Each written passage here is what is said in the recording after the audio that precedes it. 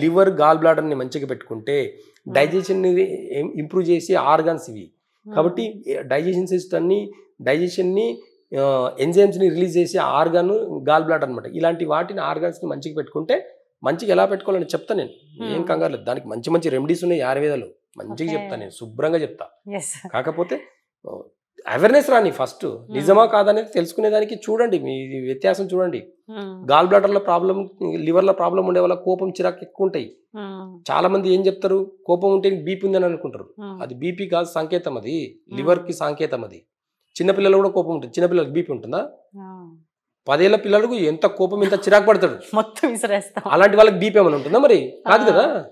పెద్దవాళ్ళకి మాత్రం అదే, పెద్దవాళ్ళు కోపడితే బీపీ ఉందండి, బాగా అరిచింది అనుకో పెద్దవాళ్ళు, ఈ బీపీ ఉందని అని అంటారు.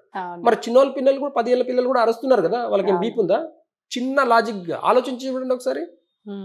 ఇది బీపీకి సంకేతం కాదు, లివర్ బాగాలేదని సంకేతం ఇది. కాబట్టి పిల్లలు కొంతమంది హైపర్ యాక్టివ్ అండి, జంక్ ఫుడ్లు పెట్టి ఓవర్ యాక్టివ్ అయిపోతున్నారు వాళ్ళు. ఆ డైజెషన్ చేసుకోలేక ఇరిటేషన్ అయిపోయి ఆ ఇరిటేషన్ ని, కోపాన్ని బయటికి తీసి చూపిస్తున్నారు.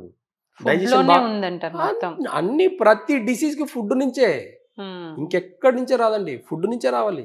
వైరల్ ఇన్ఫెక్షన్ మాత్రమే గాలి నుంచి వస్తుంది. అది దాన్ని తట్టుకునే శక్తి కూడా కావాలంటే ఫుడ్ ద్వారానే. తట్టుకునే శక్తి బాడీని క్రియేట్ చేసుకోవాలి. డైజెషన్ సిస్టమ్ బాగుంటే, కొంతమంది వైరల్ ఇన్ఫెక్షన్ వచ్చిన వాళ్ళు, ముసలి వాళ్ళు కూడా కరోనాను తట్టుకొని ఉన్నారు. ముసలి కాలంలో 60, 70, 80 ఏళ్ళలో కూడా కరోనాను తట్టుకొని నిలబడి ఉన్న వాళ్ళు, ఏ మాత్రం సైడ్ ఎఫెక్ట్ లేకుండా, ఎలాంటి వ్యాక్సిన్ వేసుకోకుండా ఉన్న వాళ్ళు లక్షల మంది ఉన్నారు.